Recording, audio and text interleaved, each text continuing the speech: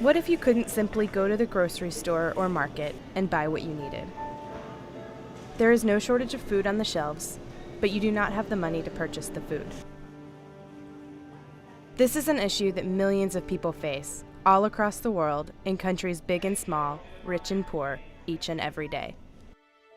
Access to food is dictated by several different factors like political strife, environmental disasters, or social circumstances. And access, rather than availability, is the key to determining food security.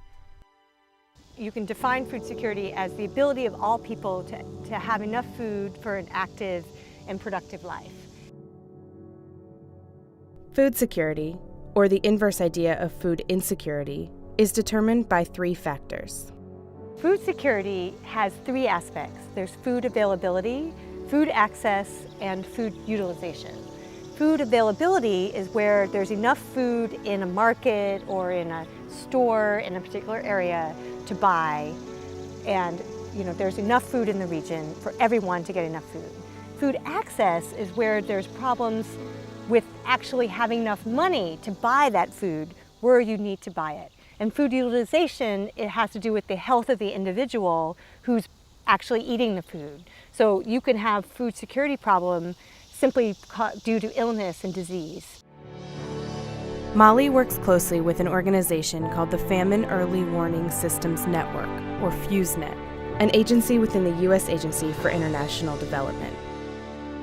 The Famine Early Warning System, what it does is provide critical pieces of information on an ongoing basis about how well vulnerable communities are doing in meeting their food needs from day to day. There are many different ways you can become food insecure, and the purpose of FEWSNET is to identify those places where large numbers of people become food insecure for a variety of reasons. Two significant indicators of food security are weather and climate. The disproportionate effect of both can determine the severity of famine. Rainfall is very sporadic, and it's all about distribution and not amount. And so it could be that even though you're having a very low rainfall year, you get just enough at each time it gets dry so that you really will have a pretty good production year. If we can identify drought, that necessarily does not mean that they become food insecure, but the question is, how much food security have they lost? Does it mean that they go from 3 meals a day to 2 meals a day? Does it mean that they don't have enough food to provide sufficient food for their children, and the children become malnourished? What we're trying to do is measure the level that they're at and predict which way they're going so that we can intervene in time through either USAID or through the community itself sometimes. If a particular region is going to have a bad harvest, FEWSNET looks at the strength of the community. They look at how much food was produced in previous years. Is this the first bad year after many good years, or is it the 5th bad year in a row? So it's all about context. If we understand the context, we can then provide accurate early warning of a crisis before it comes down the pike.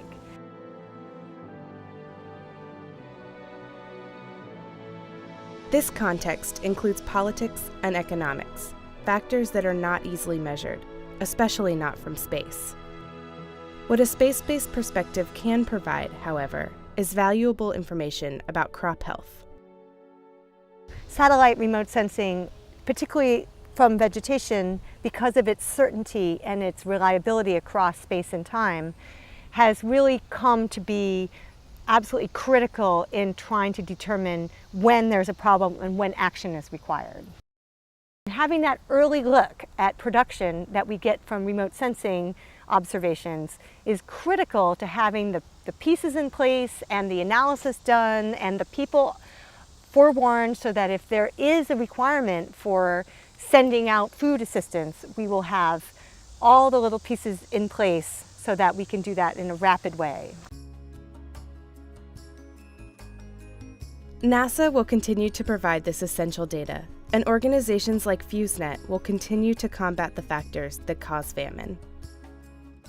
In the next 2 decades, we expect to see simultaneous impacts from more people being around and needing to be fed, and climate change impacting our ability to grow food. And so we really don't know how climate is going to affect our food production capability, but we really don't have the luxury to wait around and figure it out as it comes along. Food security is a major problem. We need to be prepared to deal with it. And we're really going to be relying on remote sensing to tell us when we have a problem.